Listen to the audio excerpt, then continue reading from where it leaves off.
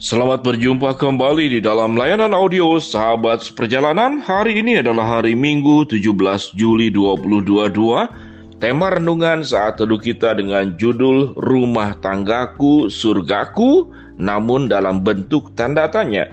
Rumah tanggaku surgaku dalam bentuk tanda tanya. Firman Tuhan terambil dalam Roma 12 ayat yang ke-10. Hendaklah kamu saling mengasihi sebagai saudara dan saling mendahului dalam memberi hormat. Mari kita berdoa. Bapa yang di dalam surga, kami ingin bertanya kepada Tuhan, apakah benar rumah tanggaku adalah surgaku?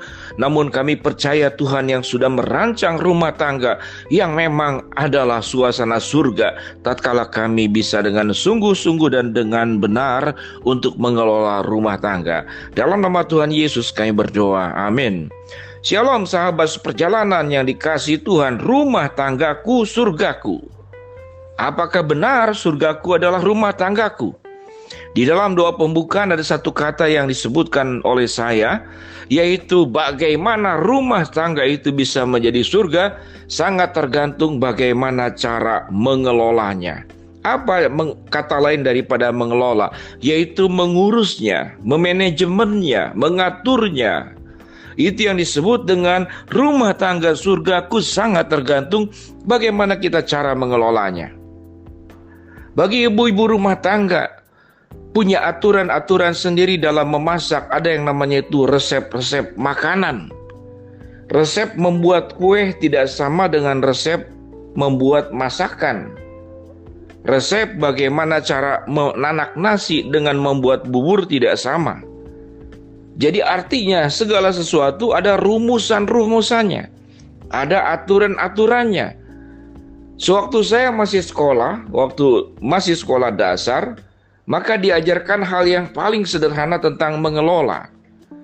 Maka kalau sedang hujan, maka tampunglah air, karena waktu terdahulu tidak ada, katakanlah cukup, perusahaan air minum negara itu tidak cukup ke semua rumah. Maka semenjak suatu kecil, tak kalah hujan, biasanya air kotor yang pertama dibiarkan mengalir. Setelah kurang lebih 1 menit, 2 menit, maka lingkungan tetangga-tetangga itu biasanya menampung air hujan tersebut dari genteng atau dari talang air. Sedemikian rupa, selama hujan ada, selama tempat ada, mereka menampungnya. Itu sewaktu musim hujan. Dan sewaktu sekolah dasar diajarkan, sewaktu hujan tampunglah air hujan. Dan kemudian pada zaman sekarang kita lihat ada bendungan, ada segala macam. Itu namanya cara mengelolanya.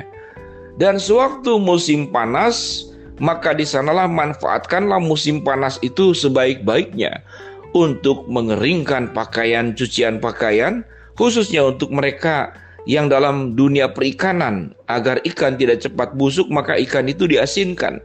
Sehingga kita mengenal dari semenjak dulu namanya itu ikan asin. Itu dijemur sampai kering, sampai tidak ada katakanlah kandungan air di dalamnya. Itu yang disebut dengan mengelola. Sahabat seperjalanan, bagaimana cara mengelola rumah tangga? Mengapa ada rumah tangga yang baik-baik saja menjadi seperti surga, dan mengapa ada rumah tangga yang seperti neraka? Tentunya rumah tangga yang seperti neraka karena cara mengelola yang keliru, cara mengatur yang keliru. Cara menerapkan nilai-nilai dalam rumah tangga juga yang keliru. Maka rumah tangga menjadi seperti neraka. Rumah tanggaku nerakaku bagi orang yang gagal mengelola rumah tangga. Tapi bagaimana rumah tanggaku itu menjadi surgaku? Yaitu pandai-pandai dengan cara mengelola. Ada banyak rumusan, resep di dalam Alkitab dan dalam firman Tuhan agar rumah tangga itu menjadi surga buat setiap orang yang ada di dalamnya. Buat orang tua, papa, mama, nenek, kakek, mertua, mantu. Buat anak, buat cucu. Maka rumah tangga menjadi tempat yang paling indah, paling mulia, paling menyenangkan. Di sana ada penerimaan, di sana ada pengampunan, di sana ada pelukan, di sana ada topangan, di sana ada dukungan, di sana ada kata maaf. Itulah rumah tangga. Jadi sangat tergantung cara mengelola dan apa yang ditabur dalam rumah tangga. Dalam bacaan yang kita lihat tadi dalam Roma 12 ayat yang ke-10.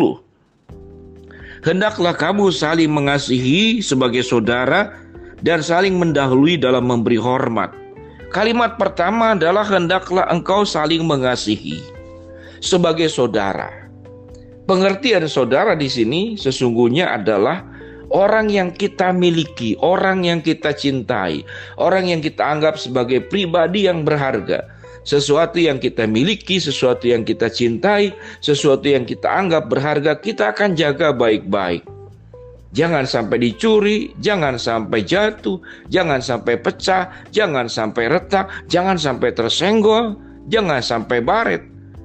Maka rumusan pertama bagaimana rumah tangga itu menurut firman Tuhan Roma 12 ayat yang ke-10.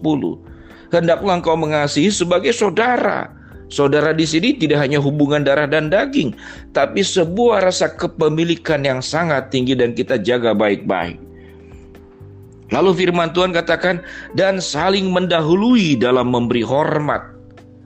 Rumah tangga yang baik adalah selalu berjuang untuk memberikan yang baik terlebih dahulu, lepas daripada anggota keluarga lain membalas atau tidak, memberi dahulu atau tidak, maka inisiatif dimulai daripada setiap orang menaburkan semua yang baik dalam rumah tangga.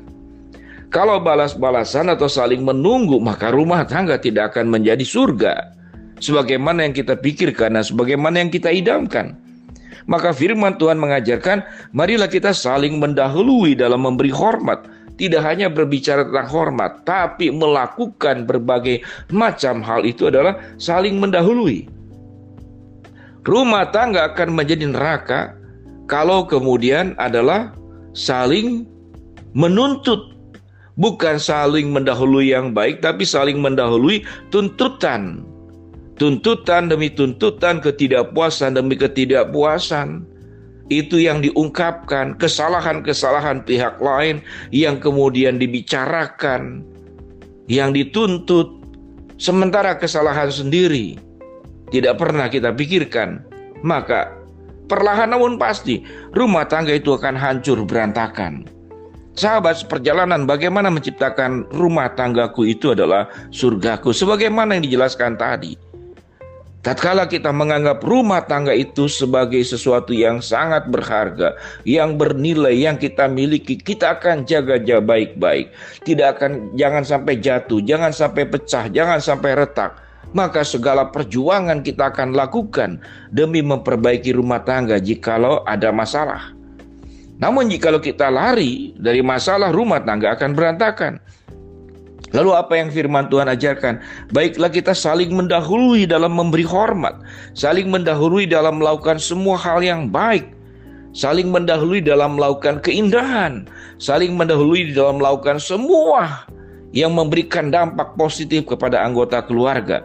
Maka percayalah rumah tangga kita itu akan menjadi surga kita. Kalau kita ada salah mengelola dalam mengelola rumah tangga dan kemudian rumah tangga kita menjadi neraka, maka berubahlah dan pakailah rumusan-rumusan firman Tuhan yang tercatat salah satunya dalam Roma 12 ayat yang ke-10. Mari kita berdoa. Bapa yang di dalam surga, hamba-Mu berdoa buat seluruh rumah tangga sahabat seperjalanan. Bersyukur yang rumah tangganya baik. Namun kami berdoa agar memulihkan rumah tangga yang mengalami berbagai macam persoalan, yang terpecah, bahkan mungkin bisa terpisah. Hamba-Mu berdoa buat sahabat seperjalanan yang sedang sakit, Tuhan jamah sembuhkan. Sahabat seperjalanan yang sedang menghadapi masalah, Tuhan bukakan jalan. Sahabat seperjalanan yang sedang memohon berharap sesuatu, Tuhan akan kabulkan sesuai dengan waktu, rencana dan kehendak-Mu. Dalam nama Tuhan Yesus kami berdoa, amin. Shalom sahabat seperjalanan, jadikanlah rumah tanggamu sebagai surgamu, amin.